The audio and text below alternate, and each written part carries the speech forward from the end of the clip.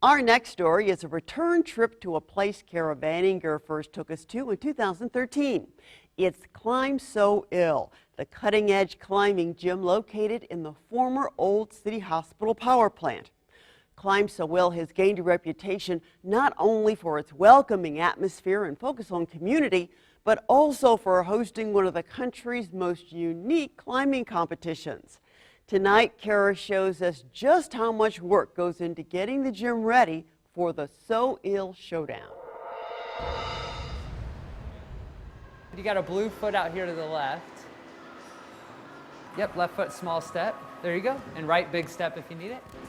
It's been nearly 2 years since I first dangled from the walls here at Climb Soule. And in that time, the gym has only continued to grow in its passion for the sport and the community by hosting an annual climbing competition like no other, the Soule Showdown.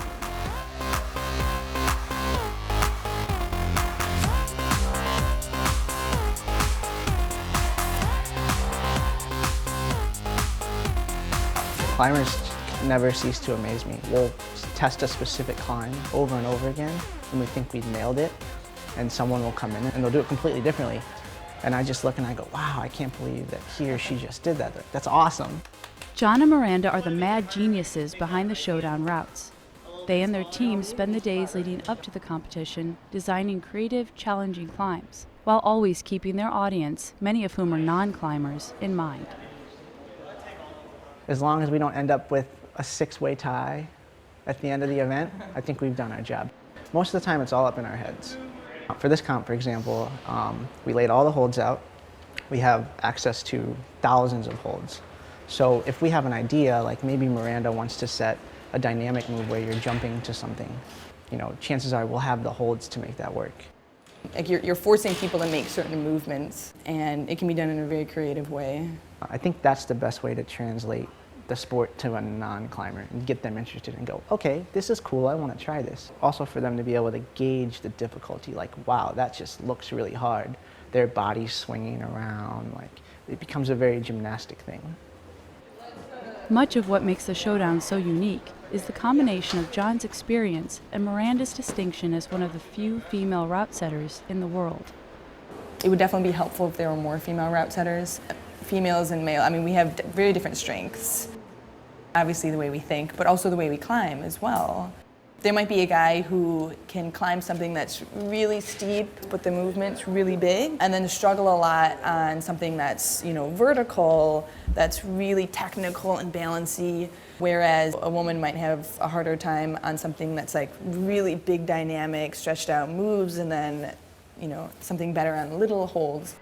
We have this youth climber who could potentially make it into our final round, and she's, you know, not even 5 foot, whereas we have these girls who are 5'10", you know, some of them even taller. So when we're testing the problems, we say, you know, can this little girl make this reach? Is this something she can physically do? We don't want her to come out and not be able to do a move because she's too short, because she's a very strong climber.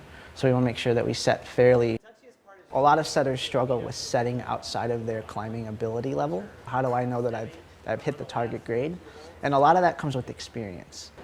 I think the hardest final problem we set for the men, I don't think I can physically do it from start to finish, but because I know what I'm looking for in terms of the grade and how the problem builds in difficulty, I can say, okay, this is the right difficulty. Trying to climb from start to finish can be really exhausting. A lot of times what we'll do is we'll just climb up and try one section at a time. As we get tired, our view of the grades can become skewed. Is it hard because I'm just exhausted? Or is it hard because the move's hard and we need to do something, make it easier? After all of the planning, setting, and testing, the day of the Showdown arrives, and it's time to let the competitors duke it out to qualify for a spot in the finals.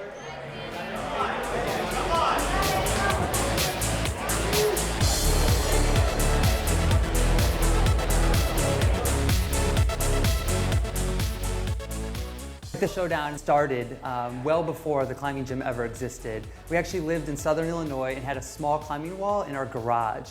And we started the comp there and used to bring in just a local community to climb. Once we built the facility, we transitioned it into this place, put the comp on steroids, and here we are today. For finals, the competitors go into an isolation area They have no prior knowledge of those 6 finals routes. They're not allowed to see them. And the reason behind that is we want them to walk up to the wall and be like, okay, wow, I have to figure out this puzzle. And not only do I have to figure out this puzzle, but I have to do it in 4 minutes. 4 minutes. Because they're timed. 4 minutes.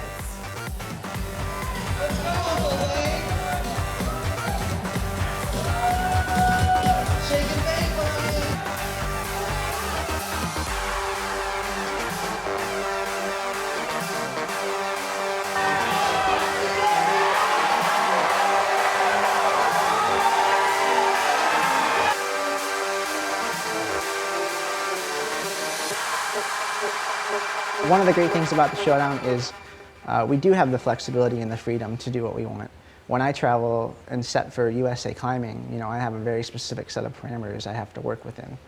Whereas here, we can get crazy. And having that flexibility allows us to be creative. It allows us to do something different, to be different than all the other comps around the country. You gotta do this on the national level, but there's nothing like doing it at home. It's just that home feeling. This is my community. You know, I know everyone here. It's very important that we grow as a community together. Longtime gym member Mark Anderson believes so strongly in Climb So Ill's impact on the community that his mortgage firm has been the Showdown's main sponsor, providing the cash prizes for the past 2 years.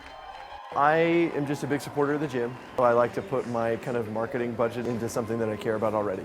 And so for me to be able to invest in something that obviously seeing all the competition, you know, come together and all the new problems on the wall, it's cool to be a part of that.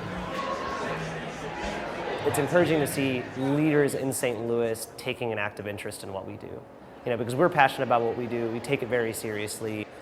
Thanks to the sponsorship of local businesses like Mark's, the Showdown is able to raise awareness for the Beta Fund, Climb So Ill's not-for-profit organization that works to preserve our region's outdoor climbing areas while promoting education and safety measures to all who enjoy them. Between the Showdown's qualifying and final rounds, a silent auction is held to benefit the Beta Fund and make connections between the community and local vendors. Really the bottom line with the Beta Fund is that we want to take responsibility for what we do. Whether that's, you know, using a recreational area responsibly, providing people with the information they need to climb safely, or giving them the tools they need to address an emergency situation.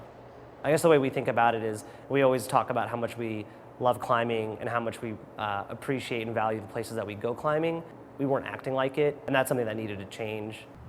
While the enthusiasm is obvious from the moment you walk through the door, the staff and owners at Climb So Ill take their role within the community very seriously, giving themselves the responsibility of being educators, stewards, and innovators. The challenge that we see with the Showdown is how to keep a grassroots, sort of intimate feel that we have local climbers and we have our community participating, juggling with the growth of the sport and the growth of the Showdown. This year we had competitors travel in from Boulder, Colorado, from Atlanta, from Chicago to compete for the cash purse. So it'll be a challenge that we'll wrestle with to try to still keep this intimate grassroots feel. This thing is just a snowball that just keeps growing and growing. It's charging down the hill and it's getting ready to explode. And I think next year will be crazier than Willy Wonka's chocolate factory.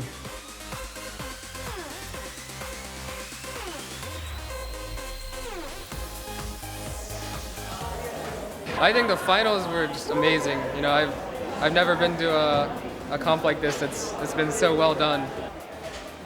I think it was organized really well and it was a lot of fun and the spectators were great and like super loud.